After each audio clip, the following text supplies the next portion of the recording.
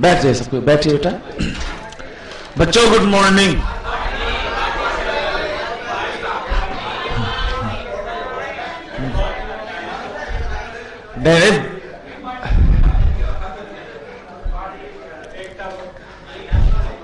क्या बेटा?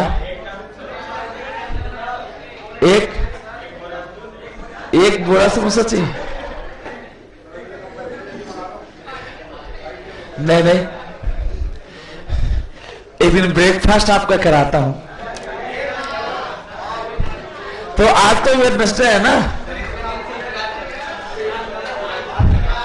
सब।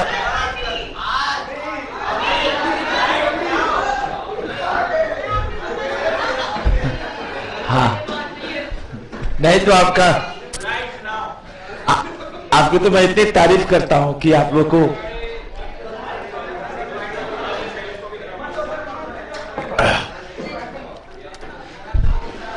नहीं। अच्छा, शरावत जवाब दे रही नहीं कहो कि सर आप झूठ मूठ की तारीफ करते हो, आप बहुत अच्छे हो, पार्टी तो देते नहीं हो। नहीं बेटा, बिल्कुल। बस चाय और समोसा है ना।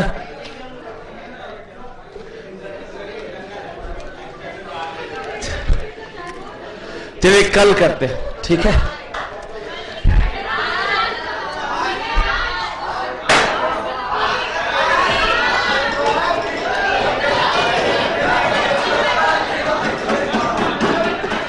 तो आज समोसे बनाए नहीं होगा ना?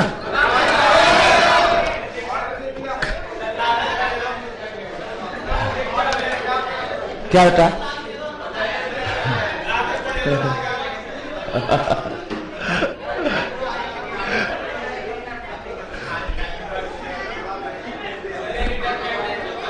क्या? अच्छा, रिटर्न कल नहीं, विश्वास है आप पे, कल पार्टी पक्की।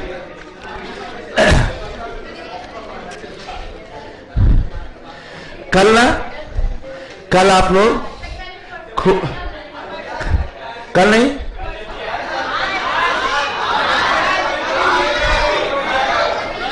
कल किस बात की छुट्टी है?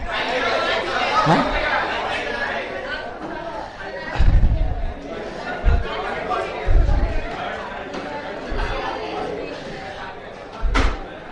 अरे इसी सप्ताह में बोला है, तू इतना तो विश्वास रखो।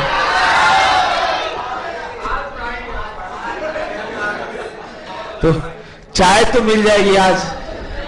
बताओ तो किस्तों में लेना, तो बताओ आज चाय पी लो, कल समोसे खा लेना।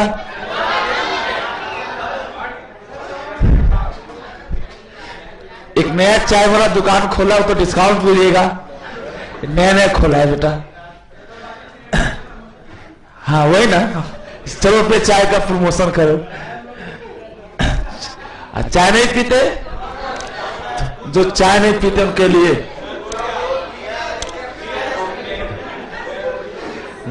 शैतान इतने हैं, जो चाय नहीं पीते वो बियर पिएंगे। बहुत शैतान बच्चे। अच्छा ये बताओ, छोटी मोटी पार्टी तो हो ही सकती है, जैसे पेप्सी वेप्सी मिल जाएगी। आज पेप्सी पिला दो।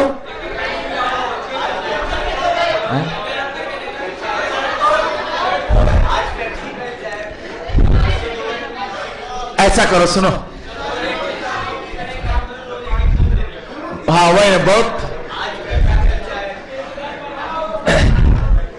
देखिए आप लोग इतने अच्छे हैं ना, आप लोग रोज अपने क्या क्या पिज्जा बर्गर क्या क्या खाते रहते हैं, आप हमसे पेप्सी से ही मान जाइए। हाँ सुनो श्याम, बच्चों को पेप्सी पिलाओ। अब तो फिर कैसे बात बनेगी, पेप्सी पिला रहा हूं पी नहीं रहे हो, है? क्या रेड फोर्ट? नहीं ऐसा नहीं, आज कुछ पिला ही दिया जाए। नहीं कोई, आओ इधर आओ। तुम लोग तो इज्जत खराब करने वाले काम करते हो ना। हम सोचते थे इस सप्ताह में इससे पैसा उधार मांगना होगा।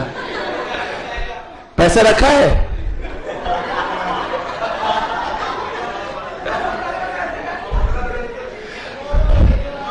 अच्छा ऐसा भी तो हो सकता है ना, क्या पेप्सी मजा नहीं आएगा, चाय और उसके साथ कुछ हो जाए तो अच्छा रहता है। सैंडविच, चाय और सैंडविच, तो सैंडविच मिलेगा इस समय? तो तुम्ही को दे रहा हूं पैसा, तुम ले आओ जाकर।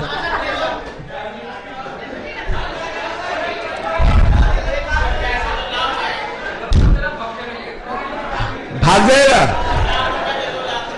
लाख में मार रहा है। ऐसा करो, ऐसा करो, सुनो मैं समझ गया।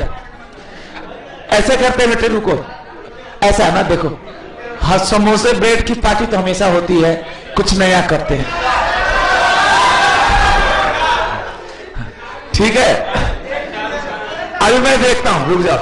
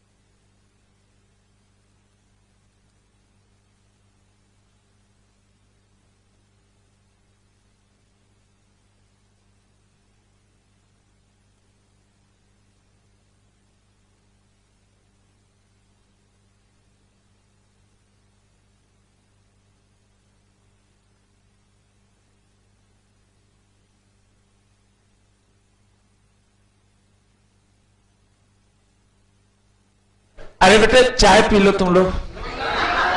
नहीं, अच्छा ये देखो, या तो पेप्सी है चाय है, जल्दी बोलो। चाय। और सुनो, अब उसके अलावा फिर वो लेज मंगवा देता हूं। नहीं, तब क्या खाएगा तू लोग? अंडे? अरे ऐसा है, हो जाएगा ना। सुनो, ये लेके आ जाओ, पेप्सी लिखा ना चाय ने, तो मैं बता 12 6 12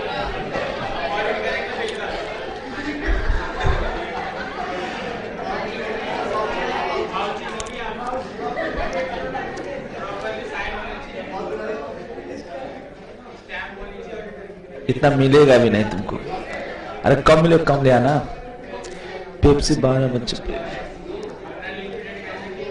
12 96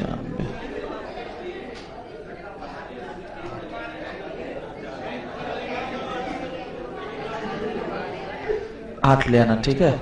उसका गिलास भी ले लेना, छोटा वाला। हाँ, 100 को ले आना ना, 100। जाओ जल्दी ले आओ। जो आएगा तब खा लेना तुम। हाँ, अब देखता है तुम्हें सुबह सुबह कर लेना पड़ा। आ जाओ, छोड़ो, ये सब मोह माया है। आइए बेटा पढ़ाई की बात करें। दूसरे बच्चों को, सैटेलाइट वालों को ना, आइए थोड़ी सी पढ़ाई की बात हो जाए। यहां देखिए बेटे, लास्ट क्लास में तो अपने बहुत अच्छा वाउचिंग पढ़े थे, एक एक बात को पढ़ा था। कुछ बच्चे हमारे आज नेशनल कन्वेंशन में चले गए हैं, 2-4 लोग, है ना? नहीं कोई नहीं, ठीक किया। ऐसा है ना बेटा, कोई दिक्कत नहीं। यहां पे लास्ट क्लास में 2 होमवर्क मैंने दिया था। कौन कौन सा था बेटा? अच्छा, मैं समझ गया। कंसेप्ट कहां तक करे थे आप? आइए जरा, आज बेटा ये फिनिश है, और कोई नहीं, आप लोग इतने अच्छे हैं, इसमें जो भी आपको मिलता है वो सब एक खा लेना चाहिए, है ना? ऐसे मैंने करा दिया है, आप लोग ठीक ठाक करा दिया है, कोई दिक्कत की बात है। कंसेप्ट 4 देखिए बेटा, ऐसा है, लास्ट क्लास में आपने वाउचिंग पढ़े थे, एक बार जरा वाउचिंग पे कुछ याद करा दूं। सबसे पहले इंटरनल कंट्रोल चेक करेंगे, दूसरे बात ऑथराइजेशन, वैलिडिटी, और बोलिए, और एनालिटिकल रिव्यू करेंगे। अच्छा सर, चलिए सर ध्यान दें। अब थोड़े नए टॉपिक में कुछ पढ़ाना चाह रहा था जो शायद हम लोग को नहीं आता है, हमें सीखना चाहिए उसको अच्छे से। इसमें एक तो वेजेज एंड सैलरी ऐसा टॉपिक है बेटा कि ये बार बार पूछता है कि आप वेजेज और सैलरी की वाउचिंग कैसे करोगे। सब एक जैसा है इसमें, तभी तो मैंने बोला था आज ये खत्म है, कल बेटा हम लोग नया चैप्टर शुरू करेंगे, वेरिफिकेशन। वो और इससे भी इंटरेस्टिंग है और काफी सिंपल है वो भी, और उसके बाद हम लोग का मेन टॉपिक फिर शुरू हो जाएगा। यहां पे मैं आपको 5 मिनट समय आप कर लूंगा, एक वेजेस सैलरी पढ़ाकर, फिर मैं एक एक करके सभी बातों पे थोड़ी थोड़ी जानकारी दूंगा आपको। जैसे यहां पे आपसे एग्जाम में क्वेश्चन पूछता है बेटा, vouching of wages and salary. सुनो बेटा, ये आपने पढ़ा है, लेकिन क्या होता है ना कि आप इतनी जल्दी भागोगे ना, एक दिन में एक चैप्टर खत्म करोगे, अच्छी बात नहीं है। मेहनत करना होगा, मतलब आपको समझ में आ रहा है अलग बात है, फिर भी you have to give some time.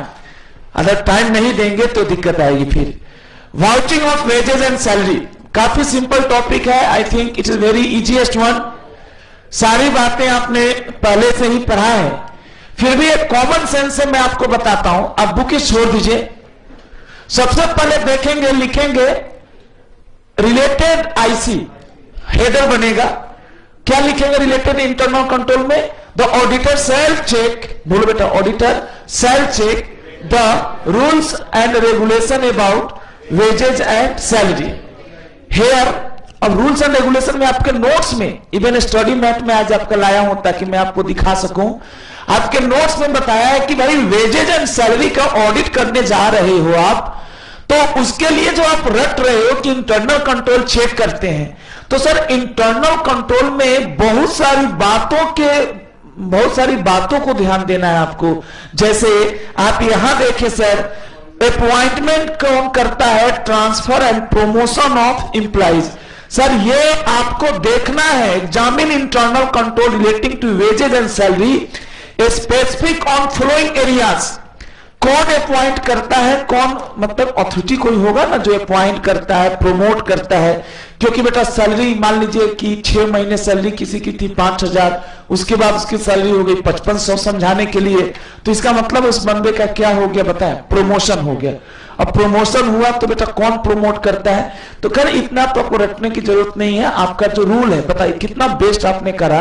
मैं आपका स्टडी मैट देख रहा था, मैनुअल इसका है मेरे पास, उसमें मैं देख रहा था, सबने बेटा यही लिखा है सबसे पहले, सब में तो खैर नहीं, बट फिर भी 50-60% में सब में यही है कि पहले आप क्या चेक करो, आईसी। और मैं तो कह रहा हूं जिसमें नहीं भी हो उसमें भी लिखना है कि बिना आईसी चेक किए आप उस मैटर को चेक कर ही नहीं सकते।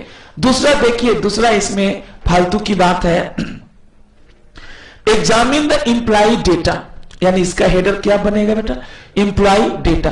अच्छा ये मत रटे कि एकदम वो रट लिए हैं हमने, यही चीज हमें दिमाग में बैठेगी, ऐसा कुछ नहीं है। एम्प्लॉय डेटा आप चेक करेंगे, उसके बाद बताइए बेटे कौन सा है, अर्थमेटिकल एक्यूरेसी। अर्थमेटिकल एक्यूरेसी मतलब कुछ गलती उलती कंप्यूटेशन में तो कोई प्रॉब्लम नहीं है, ये सब बाहर निकाल के हेडर बना सकते हैं।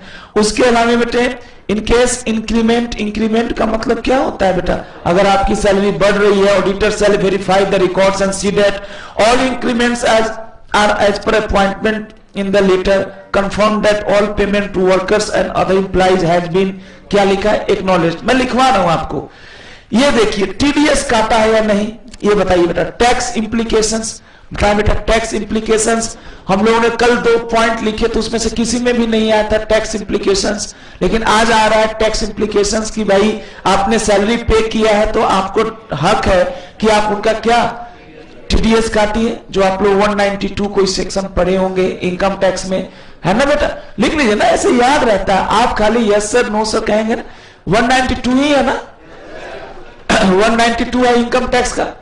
किसके लिए 192 है बताइए, सैलरी में से टीडीएस काटने का। यही मैं आपको समझा रहा था, बेसिक चीज में यही आपको बता रहा था, ये चीजें आपको मायने रखती है। आगे देखिए, ensure that 192 of income tax, ensure that employee who have retired or otherwise left the service of the enterprise have not been included in the payroll। मतलब ये हुआ कि बेटा इसमें हाईलाइट है करना चाहिए रिटायर्ड और लेफ्ट एम्प्लॉइज। आगे देखिए, रिटायर्ड और अदरवाइज लेफ्ट का मतलब हुआ, रिटायरमेंट तो जनरली तब होती है जब आपकी एज एक पार्टिकुलर एज पे पहुंच जाते हैं। लेफ्ट का मतलब तो ये हुआ कि आपने जॉब ही छोड़ दिया, कोई और रीजन से छोड़ा होगा। आगे देखिए, नो डमी वर्कमैन, हाईलाइट करेंगे नो डमी वर्कमैन। आगे देखिए इसी तरह से नो डमी वर्कमैन के बाद चेक रेलिवेंट एंट्री, मतलब वही बात है, इतना हम नहीं लिखते, इसको हम लिखते हैं कौन सा बेटा, ट्रेस। ट्रेस करिए, अगर आपने सैलरी पे किया है तो उसको ट्रेस करना है। कुल मिलाकर ये देखें, अगर हम लोग इसको बात करें, मैं आपको सिंपल शब्द में इसकी बात बता रहा हूं, फिर भी आप 3-4 पॉइंट तो हमेशा हमेशा के लिए याद रहेगा सैलरी में। पहला जैसे इंटरनल कंट्रोल, दूसरा ऑथराइजेशन, क्यों नहीं लिखेंगे ऑथराइजेशन, लिखेंगे check that any increment has been properly क्या ऑथराइज्ड, ऐसे थोड़े होता है बेटा। फिर लिखेंगे documentation, check that the salary received by the employee is duly acknowledged. यहां पे जो डॉक्यूमेंटेशन होगा वो एक्सटर्नल तो हो नहीं सकता, टॉपर्स वाले सैलरी देते हैं अपने स्टाफ को, तो इसके लिए कोई एक्सटर्नल डॉक्यूमेंट संभव नहीं है। किसके लिए कौन सा डॉक्यूमेंट है, ये लोग क्या रखते होंगे, एक रजिस्टर रखते होंगे, जो भी एम्प्लॉय सैलरी पाता होगा वो उसके रजिस्टर के सामने उस मंथ में उनसे क्या कराते होंगे, सिग्नेचर। बेटा डॉक्यूमेंटेशन का मतलब क्या हुआ, डॉक्यूमेंट का मतलब क्या हुआ कि आपने कुछ डॉक्यूमेंट मेंटेन करना है। जैसे हम लोग मान लीजिए, अगर हम बात कर रहे थे कल की क्लास में एडवर्टीजमेंट एक्सपेंस का ऑडिट, तो उसमें आप कर रहे थे कि उसका जो एडवर्टाइजर है जो हमारा है, उसका जो बिल होगा उसको हम डॉक्यूमेंट रखेंगे। यहां पे डॉक्यूमेंट का मतलब क्या हुआ बताएं बेटा, डॉक्यूमेंट मींस एक्नॉलेजमेंट। आगे हमारे पास बताइए, इसमें एआरपी दिया ही नहीं है, जबकि एआरपी होना चाहिए। अगर सैलरी में ज्यादा इंक्रीमेंट है ना, check the expense on salary from the, बोलो बेटा, from the previous year salary. ये चीज लिखना है, मैं आपको लिख के दिखाता हूं, 5-7 पॉइंट्स लिखने हैं। ट्रेस, ट्रेस तो खैर सब में लिखिए, ट्रेस सब में लिखिए। बताइए बेटा ट्रेस कहां लिखेंगे, ट्रेस में 2 लिख सकते हैं। Check the posting into the relevant account, बोलिए check the posting, relevant account मतलब सैलरी अकाउंट में पोस्टिंग सही से है, as well as it's payment in cash और बैंक स्टेटमेंट। ठीक बेटा, ट्रेस कोई शब्द है, कल हम लोगों ने डेवलप किया था एक नया शब्द, ट्रेसिंग जरूर करना है ऑडिटर को। वाउचिंग में यही सब काम है आपका, सिंपल टॉपिक था। अब बताएं उसके अलावा आपका और भी कोई ट्रीटमेंट देखना हो, TDS tax implications and adjustment from salary, उसका हेडर बना सकते हैं कि भाई अगर सैलरी हम दे रहे हैं तो उसमें इनकम टैक्स का जो लायबिलिटी है वो एम्प्लॉयर उसमें से माइनस करेगा, साथ ही साथ पीएफ में जो कंट्रीब्यूशन है एम्प्लॉय का पोर्शन का वो भी उसको क्या करेगा, माइनस। नो डमी वर्कर, एक अगर नया टिप्स याद हो तो ज्यादा अच्छा है। अगर मान लीजिए आप एकदम बिल्कुल आंख बंद कर मेरे ही ऊपर विश्वास कर लिए, ये भी अच्छी बात है, लेकिन जैसे मान लीजिए आप वेजेस का है तो आपको इसमें हमेशा चेक करना चाहिए कि ऐसा तो तो नहीं है कि कुछ वर्कर की संख्या आपने जानबूझकर क्या कर दिया हो, बढ़ा दिया हो। एक आधा पॉइंट मैं आपको रिक्वेस्ट करूंगा, जितने भी पॉइंट्स हैं सब में एक आधा पॉइंट आपको ऐसा लगेगा जो आपको रटना चाहिए, उस चीज को आपको याद करना चाहिए। बाकी तो कॉमन चीज है मेरे पास, एक आधा। जैसे इसमें बताइए, इसमें मुझे को बहुत अच्छा लगा, टैक्स वाला अच्छा लगा, बोलिए बेटा। डमी वर्कर्स, लेफ्ट वर्कर्स का कोई नाम अभी भी जोड़ तो नहीं रहे। सर ये फर्क पड़ता है। आप मान लीजिए कहते हैं कि हमें समझ में आ गया, समझना बहुत छोटी चीज है सर।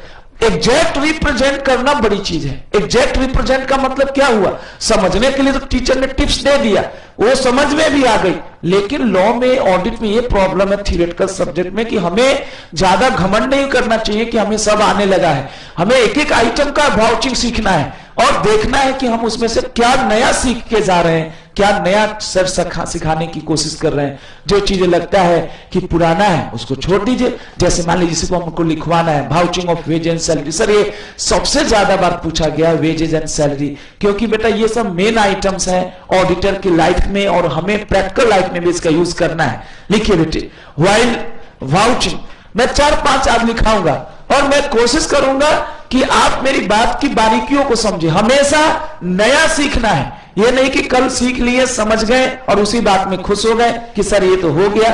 आइए जी, इलाहाबाद वाले भी कर रहे हैं पार्टी, अभी बेटा मंगवाता हूं पेप्सी, है ना, बिस्किट भी मंगवा रहा हूं, पेप्सी बिस्किट लिए, जब जो खाना है खा लो। लेकिन तुम तो फिर कैसे खाएगा, इलाहाबाद वाले सर को बुलाओ, अपने इंचार्ज को, है ना, मैं उनको बोल देता हूं कि भाई खिला दे और टॉपर्स के अमाउंट में से माइनस कर लेगा। अब क्या कर सकते हैं, नहीं तो तुम अपना ऐसा करो, मोबाइल नंबर भेजो उसमें, हाँ वही तो, मोबाइल नंबर भेजो तुम लोग अपना अपना, उस पर हम फंड ट्रांसफर करते हैं, वोडाफोन से फंड ट्रांसफर करेंगे इनके अकाउंट में। वाइल, हाँ यहां पे देखिए एम पैसा करके कुछ होता है ना बेटा, उसी से पैसा मनी ट्रांसफर करेंगे। While vouching the wages and salary, तो एक ऐसे बेटा रूल बना लेते हैं ना, ऐसा करते हैं वेजेज सैलरी में जो हमको आता था ना उसको छोड़ देते हैं। इंटरनल कंट्रोल चेक करो, ये क्या मजाक है, वो तो हमको रट गया। हम इसमें से 3-4 पॉइंट लिख लेते हैं जो हमें एग्जाम के दिन में रट के जाना है। समझ रहे बात, इसमें से बोलिए क्या क्या रट लेना चाहिए। टैक्स इंप्लीकेशन पक्का रटिए, डमी वर्कर रट लीजिए, अर्थमेटिकल एक्यूरेसी ये यही कर लेते हैं, अनक्लेम्ड सैलरी, यही बात है बेटा। ग्रेट बेटे, 3-4 पॉइंट इसमें लिखते हैं, फालतू में समय नष्ट करने का कोई मतलब नहीं है। बाकी तो कॉमन है, हम एग्जाम में लिख देंगे। सब में ऐसा ही करना है, आज यही रूल रखें, सब में जो जो नया है वही लिखना है। While vouching the wages and salaries, हाँ ये ज्यादा अच्छा है, इंटरेस्टिंग भी लगेगा, नहीं तो रोज वही चीज पढ़ के बोर्ड लगने लगता है। The auditor shall check followings, ठीक है, बहुत अच्छे, ग्रेट परफॉर्मेंस। एक बेटा आप सोच रहा हूं मैं, छोटा सा ना 1-2 चैप्टर हो गया तो ये तो रेगुलर है, तो इसमें एक आध छोटा सा टेस्ट हो जाए तो थोड़ा एग्जाम टाइप का टेस्ट हो तो निकल के आएगा ना, और मैं चेक करके जवाब दूं तो थोड़ा अच्छा रहेगा। तो नहीं तो चेक टेस्ट बताकर होगी, ऐसा मतलब कोई सरप्राइज नहीं, ज्यादा चैप्टर नहीं बेटा, टेस्ट में 1-2 चैप्टर हल्के फुल्के बता देता हूं, मंडे तक करा देते, इसी मंडे तक। संडे को तो छुट्टी रहेगी तो ठीक है, कोई नहीं, करा देंगे। और टेस्ट आधे घंटे को, ऐसा नहीं कि छुट्टी रहेगी, मैं तो पूरा रहूंगा आपके साथ और टेस्ट उसी में होगा। The auditor shall check following, हाँ आगे बेटे, आगे आ जाइए, वो जो बेटे आ जाइए, इधर बैठिए, ऐसे कोई बात नहीं। यहां देखिए कुछ नए पॉइंट लिख लीजिए। सबसे पहले लिखिए, मुझे जो इसमें अच्छा लगा, अर्थमेटिकल एक्यूरेसी। कुछ नए शब्द सीख के जाइए, क्या रोज इंटरनल कंट्रोल रट रहे हैं। अर्थमेटिकल एक्यूरेसी, ये क्या होता है जी अर्थमेटिकल एक्यूरेसी? कैलकुलेशन, ये हेडर हो गया। जानते बेटे, लोग बाग यही सोचते थे, सर सुनिए, सब लोग यही सोचता है, मैं भी यही सोचता हूं, आप भी यही सोचते हैं कि वाउचिंग यही है कि वाउचर ले लो और देख लो सही ढंग से एंट्री हुई या नहीं, खाली अर्थमेटिकल एक्यूरेसी। ऐसा नहीं था बेटा, अर्थमेटिकल एक्यूरेसी। चेक, ये कौन चेक करेगा बेटा? चेक किसके लिए लिख रहा है? Auditor. Check the mathematical accuracy of, चलिए आज खत्म कर लीजिए, 10 मिनट का एक टॉपिक है, फिर कल नया chapter. Check the mathematical accuracy of computation of wages. आजकल डेटा छोटी से छोटी संस्था में भी वेजेज मैन्युअली नहीं निकाला जाता, उसके लिए एक सॉफ्टवेयर होता है सर, उसको बोलते हैं पेरोल सॉफ्टवेयर। थोड़ा थोड़ा याद तो करना होगा। आप मान लीजिए कि खाली मेरी ही बात को या अपनी ही बात तक सीमित है, तो मैं इंप्रूव क्या कराया? पेरोल सॉफ्टवेयर बेटा आता है, बेसिकली कुछ नहीं यार, आप अपने से बना लो, सॉफ्टवेयर की कोई जरूरत नहीं है। एक्सेल सीट होता है ना भाई, एक्सेल सीट, उसमें फॉर्मूले टाइप का कुछ डाल देते हैं कि इंप्लाई है, उसका टोटल सैलरी 30 दिन काम करता है तो 5000 है, इस महीने में 2 दिन एब्सेंट मारा है, तो अपने आप फॉर्मूला डाल रखा है, वो अपने आप फॉर्मूले से 28 दिन का सैलरी क्या होता है, निकल जाता है। ऑडिटर को मैनुअल नहीं काम करना होता। आज के डेट में छोटी से छोटी संस्था में जब आप ऑडिट करने जाएंगे तो एक्सेल सीट में उसका पेरोल होगा, तो आपको खाली फॉर्मूला चेक कर लेना है कि इसमें जो फॉर्मूले लगाए गए हैं पर डे की सैलरी निकालने का, एब्सेंटिज्म का फॉर्मूला जो है, सैलरी का जो फॉर्मूला है वो सही है या नहीं। अगर मान लीजिए कैलकुलेटर या मैनुअल ही निकाला जाता है, जैसे टॉपर्स में कोई पेरोल फंक्शन नहीं है, यहाँ पे मतलब ऐसे चेहरा देखकर पेमेंट होता है कि किसका चेहरा अच्छा है उसको पेमेंट ज्यादा होगा या कम होगा, वैसे होगा। तो यहां तो फिर आपको रजिस्टर पे ही देखना होगा। अटेंडेंस रजिस्टर नाम की कोई चीज तो है, लेकिन उससे ज्यादा कोई फर्क नहीं पड़ता। किसी महीने में भगवान सर को कोई मतलब थोड़ा नाराजगी हो गई तो थोड़ा बहुत फर्क पड़ सकता है, तो दोस्तों वो अलग बात हो गई। लेकिन हम एक प्रोफेशनल बात करें तो बेटा payroll function, wages, computation of wages by checking, एक याद रखिए, वेज निकालने का एक बेटे फॉर्मूला होता है या वेज निकालने के लिए एक सॉफ्टवेयर आता है। हम उस सॉफ्टवेयर की चेकिंग करेंगे, उस फॉर्मूले की जांच करेंगे बाय चेकिंग पेरोल फंक्शन। कुछ होता होगा, आप ये मानकर चलिए पेरोल फंक्शन कुछ नहीं है, it is a software, formula for computation of salary. ये नया चीज था। चलिए 4 आपने आइडेंटिफाई किया था, किंतु नए नए पॉइंट थे, 4 ही 5 इसमें से नए हैं। Formula for salary, computation of salary. एक और पॉइंट लिखिए मेरे बच्चे,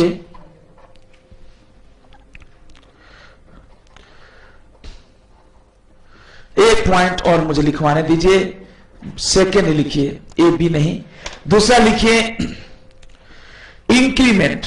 अब जब मैं लिखवा ही रहा हूं तो थोड़ा नया नया, इंक्रीमेंट, चेक इंक्रीमेंट। कहां इंक्रीमेंट हुआ है दोस्तों, ये देखना है। सैलरी बढ़ी है आपकी, इंटरेस्टिंग ढंग से पढ़िए। Check increment in salary is as per, कोशिश करिए सर, इज एज पर। आप सबके पास नोट्स खुला हुआ था, नहीं भी खुला है तो भी बताइए। इज एज पर, बोल बेटा, एज पर कौन सा? Appointment letter, terms of appointment letter. ये नए नए पॉइंट्स हैं,